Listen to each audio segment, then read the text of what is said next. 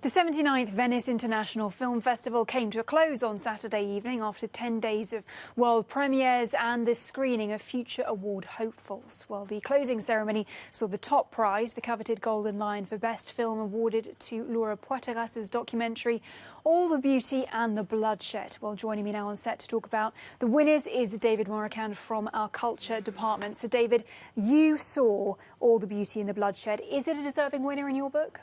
It is, very much so. It's a very merited, but also something of a historic win, because it's only the second time in the festival's 79 years that the Golden Lion has gone to a documentary. And Laura Poitras thanked the festival for recognising that documentary is cinema. It's also the third time in a row that the Golden Lion has been awarded to a female filmmaker, following Chloe Zhao's Nomadland in 2020 and last year's Happening from French director Audrey Diwan. The film itself is a portrait of the artist Nan Goldin and her campaign against the Sackler pharmaceutical dynasty, which is largely responsible for the opioid epidemic in the US. And it's a work in many ways of investigative journalism and also a very moving portrait of an extraordinary life, because Nan Goldin's photography documented the AIDS epidemic and the LGBTQ community in New York at the time. And the film itself does a lot formally. It uses slideshows, archive footage, still images, and it manages to be both this takedown of the Sackler family and the way that they've washed their hands of this blood money through museums and philanthropic work, but also as a very, very moving snapshot and a portrait of addiction, and a very personal portrait of addiction, specifically when Nan Goldin talks about her sister.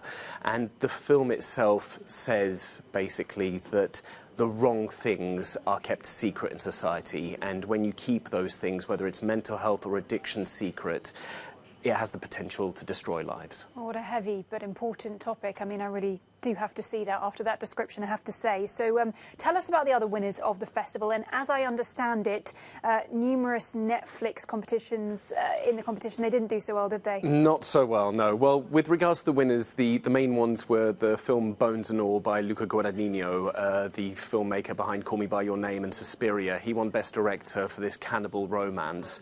And there's also The Banshees of Inisherin, this Irish film that won both Best Actor for Colin Farrell and also Best Screenplay for director Martin McDonagh.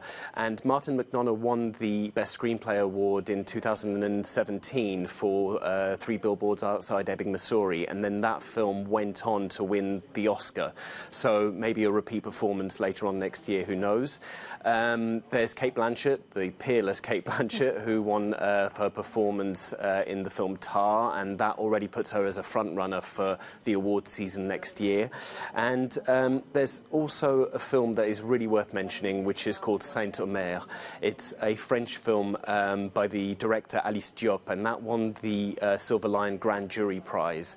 And it is this beautiful, nuanced and incredibly claustrophobic film, a legal drama which chronicles the trial of a Franco-Senegalese mother who has committed infanticide. And it is an absolutely heartbreaking film, and that in many ways deserved potentially to win the top award. But as you said, Netflix were kind of the main losers of the evening, purely because they had 4 films in competition. There was Noah Baumbach's White Noise, Alejandro Iñárritu's Bardo, Romain Gavras' Athena, and of course Andrew Dominic's Blonde, the Marilyn Monroe biopic, which is a hot mess of a film. It is impressively bold, and it will prove extremely divisive. I left the screening shell-shocked, so that will be very interesting. But all these films left empty-handed, and it's a little bit of a bum note for them, for Netflix, because the streaming giant has proved usually to be quite successful in Venice.